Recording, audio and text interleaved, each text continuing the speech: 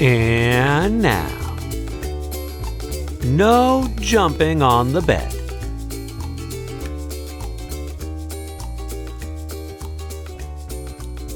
Written and illustrated by Ted Arnold. In his bedroom near the top floor of a tall apartment building, Walter was getting ready for bed. Before turning out the light, his father said, "If I've told you once, I've told you 1,000,000 times, no jumping on the bed. One day it'll crash right through the floor. Now lie down and go to sleep." "Just one more time?" asked Walter. But instead he plopped down on his pillow and squeezed his eyes closed. "Good night," said his father. He turned off the light and pulled the door almost closed. The room was dark and quiet, except for a soft thump, thump, thump coming from the room above. "That's Delbert upstairs," thought Walter. He switched on his bedside lamp. If Dilbert can jump on his bed, so can I. Walter bounced higher and higher. On his last jump, his hair brushed the ceiling. But when he came back down, his mattress creaked, the floor cracked, and the whole bed tipped sideways. Then down through the floor fell Walter, bed and all. Now, it happened that Walter's bedroom was directly above Miss Hattie's dining room. She was more than a little surprised when a bed fell through her ceiling and Walter landed in her plate of spaghetti and meatballs. "I was not expecting company for dinner," she mumbled with a mouthful of meatballs. Said Walter. "Spaghetti is my all-time favorite."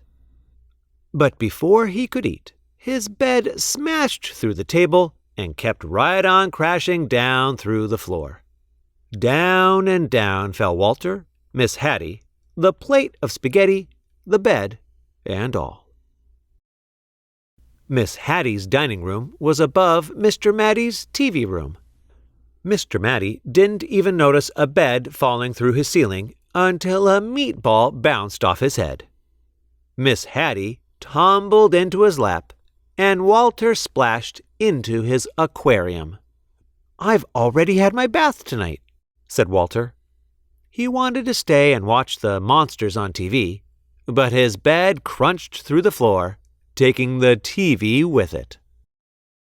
Down and down fell Walter, Miss Hattie, Mr. Matty, the TV, the spaghetti, the bed, and all. Walter's Aunt Batty had just moved into the building. She was still unpacking when Miss Hattie, Mr. Matty, and a dripping wet Walter tumbled through the ceiling right into a box containing her rare Patagonian stamp collection. When he burst through the bottom of the box, Walter was a sticky mess. "I see you've started collecting stamps," said Aunt Batty, as she followed Walter through the new hole in her floor. Down and down fell Walter, Miss Hattie, Mr. Matty, Aunt Batty, the stamp collection, the TV, the spaghetti, the bed, and all.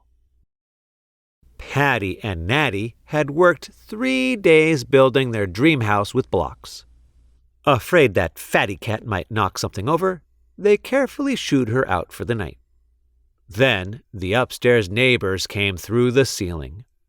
"Excuse me," said Walter, remembering his manners. "We won't be staying long."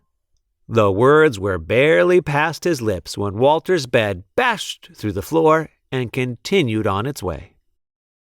Down and down fell Walter, Miss Hattie, Mr. Matty, Aunt Batty, Patty, Natty, Fatty Cat, the stamps, the TV, the spaghetti, the bed, and all.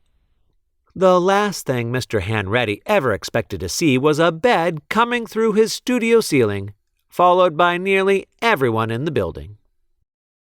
"If I'd known you wanted to see my paintings," he said, "I would have tidied up a bit." But they never once paused to admire Mr. Hanratty's colorful artwork. They were too busy splashing in his cans of paint.